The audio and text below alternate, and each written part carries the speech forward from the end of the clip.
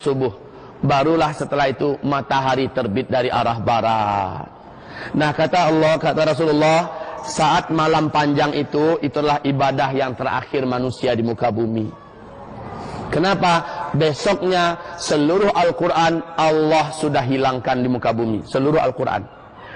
Orang ingin melihat Al-Quran, dicari, tinggal lembaran-lembaran putih saja lagi, tidak ada tulisan. Orang-orang yang hafal Al-Quran 30 juz akan hilang seluruh hafalannya.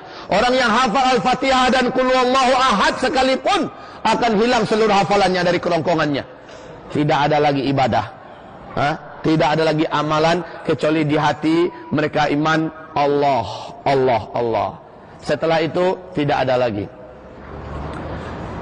Kaum muslimin, Rasul mengatakan matahari itu terbitnya hanya setengah hari saja, lalu tenggelam balik di tempat dia terbit tadi, yaitu sebelah barat, dan besoknya dia terbit sebelah timur seperti biasa. Tapi Allah munculkan tanda kiamat yang nomor 6. Tanda besar kiamat nomor 6, yaitu seperti dalam surat Al-Anbiya, keluarnya binatang raksasa dari dalam perut bumi sebanyak 3 kali kemunculan di tempat-tempat yang berbeda-beda.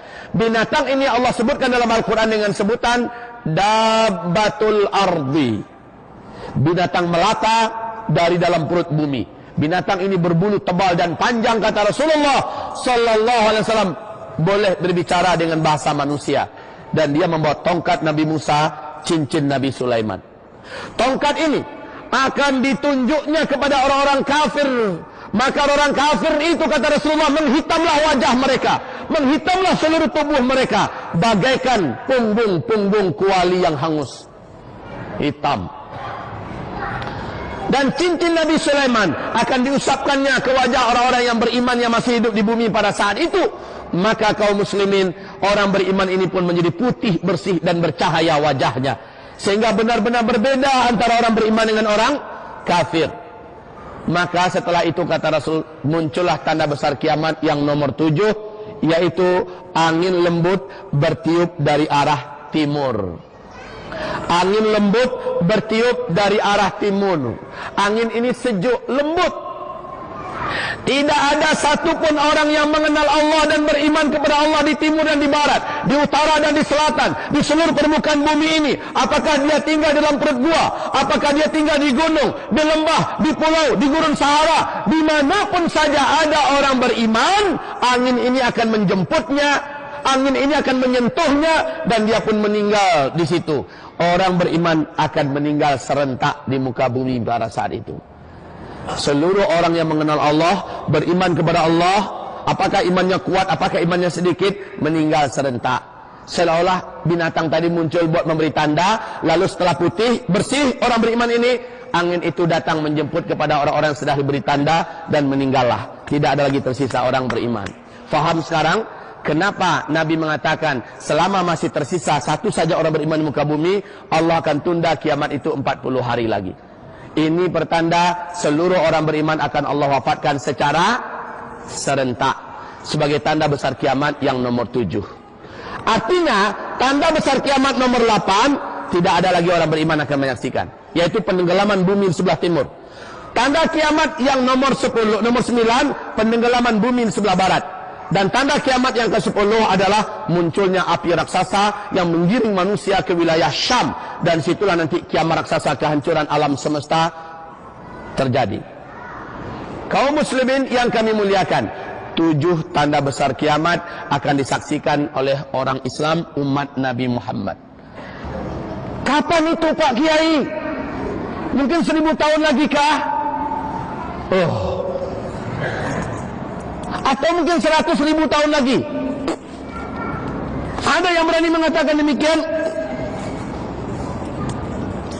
Yuk kita dengarkan sebentar hadis-hadis Nabi Muhammad Sallallahu Alaihi Wasallam yang menyebutkan tentang umur umat Islam, tentang umur umat Islam ketika aku diutus oleh Allah sebagai Nabi dan Rasul, sampai wafatnya orang Islam di muka bumi ini secara serentak. Allah memberikan rentang waktu yang disediakan oleh Allah untuk umat Islam lebih dari 1400 tahun, kata Rasulullah, tapi tidak sampai 1500 tahun hitungan Hijriyah. Saya ulangi, dalam hadis-hadis yang sangat banyak, mulai dari Nabi diutus sebagai Nabi dan Rasul sampai wafatnya seluruh orang Islam serentak di muka bumi ini, ada umur umat Islam yang telah Allah bataskan, yaitu lebih 1400 tahun hitungan Hijriyah, tidak sampai 1500 tahun. Allahumma sholli ala Muhammad. Masya Allah, kita sudah 1400 tahun berapa sekarang? Hitungan Hijriyah. Tahun Hijriyah kita sudah berapa sekarang kaum muslimin? 1435. 1435 Hijriyah. Rasul mengatakan umur umat Islam lebih 1400 tahun dan tidak sampai 1500 tahun. Kita sudah 1435 sekarang ini. Ada hadis-hadis yang lain yang penuh dengan hitungan-hitungan matematika. Syekh Ibnu Hajar Al-Asqalani yang terkenal dengan kitab fenomenal beliau, Syarah Sahih Imam Al-Bukhari, yaitu judul kitabnya Fathul Bari. Beliau adalah pakar dan ahli hadis dunia, yang kitab Fathul Bari menjadi rujukan seluruh ulama-ulama besar dunia sampai hari kiamat. Beliau mengumpulkan hadis-hadis Nabi ini di dalam kitab Umur Umat Islam beliau di Syarah Fathul Bari, dan juga dalam kitab Al-Ijarah jilid yang keempat naskah asli Arab halaman 570-an di kitab Al-Ijarah. Juga lihat di Kitabul Fitan tentang umur umat Islam. Apa komentar Syekh Ibnu Hajar Al-Asqalani? Lebih dan kurang, mungkin lebih sedikit, mungkin kurang sedikit, umur umat Islam sejak Nabi diutus sebagai Nabi dan Rasul berakhir dengan wafatnya seluruh orang Islam di dunia, lebih dan kurang, boleh jadi lebih sedikit, boleh jadi juga kurang sedikit, adalah 1476 tahun saja. Lebih dan kurang sedikit. Imam As-Suyuti mengatakan, kalau menurut hitungan saya dari hadis-hadis Nabi, 1477 tahun saja. Beda setahun saja. Syekh Ibnu Rajab Al-Hambali mengatakan, yang paling aman pokoknya, katanya, main pokoknya dia, pokoknya lebih 1400 tahun, yang pasti tidak sampai 1500 tahun. Nah kaum muslimin, yuk kita coba menghitung dengan hitungan Syekh Ibnu Hajar Al-Asqalani. Beliau mengatakan umur umat Islam ini lebih dan kurang 1476. Sekarang kita berapa Pak? 1435. Silakan dikurang-kurangi. Berapa sisa yang di depan kita lagi? 41 tahun saja lagi. Lalu umat Islam akan meninggal serentak. 7 tanda besar kiamat akan kita dapati, akan kita temukan. Masya Allah, la haula wa la quwata. Allah, Allah, Allah, Allah. Hitungannya Hijriyah loh. Hijriyah itu mulai dihitung sejak kapan? Sejak Nabi Muhammad hijrah dari Makkah ke Madinah kan? Artinya ada 13 tahun semenjak beliau diutus sebagai Nabi dan Rasul, belum kita masukkan dalam hitungan. Artinya yang 41 tadi dikurangi lagi 13. Berapa? Tinggal 28 tahun lebih dan kurang ke depan. Makanya ulama-ulama besar Timur Tengah sekarang mengatakan, memperingatkan manusia semua bahwa kasus pertempuran, peperangan, pembantaian yang terjadi di Suriah hari ini adalah cikal bakal tegaknya khilafah yang terakhir di muka bumi. Karena khilafah akan tegak di Damaskus dan berjayanya nanti di Palestina, kata Rasulullah dalam hadis-hadis beliau yang sahih. Kaum muslimin yang kami muliakan, Masya Allah, kita sedang menuju akhir zaman. Pak Kiai, Ustadz, kami berat menerima dan mungkin kami tidak percaya. Ya terserah.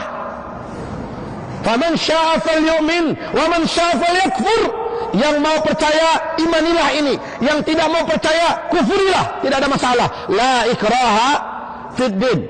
Seorang hamba Allah Zulkifli Muhammad Ali, entah apa alasan dan bagaimana caranya, Allah takdirkan pada malam tanggal 31 Februari di Bintulu, Allah datangkan ke masjid Darul Hidayah, berbicara di hadapan hamba-hambanya, menceritakan dengan secara jelas dan terang hadis-hadis Rasulullah, ayat-ayat Allah, tanda-tanda alam tentang dekatnya kiamat. Ternyata ada yang tidak percaya, terserah. Tidak ada yang memaksa. Tapi yang percaya, maka ada tawaran berikutnya yang ditawarkan oleh Rasul. Tawaran bahasa Malaysianya benar, tawaran juga. Ada tawaran Rasulullah kepada umatnya. Yang percaya, kalian lakukan ini, kalian lakukan ini, kalian lakukan ini, agar kalian selamat, agar kalian terjaga. Yang tidak percaya, maka dia masih menari-nari di muka bumi ini.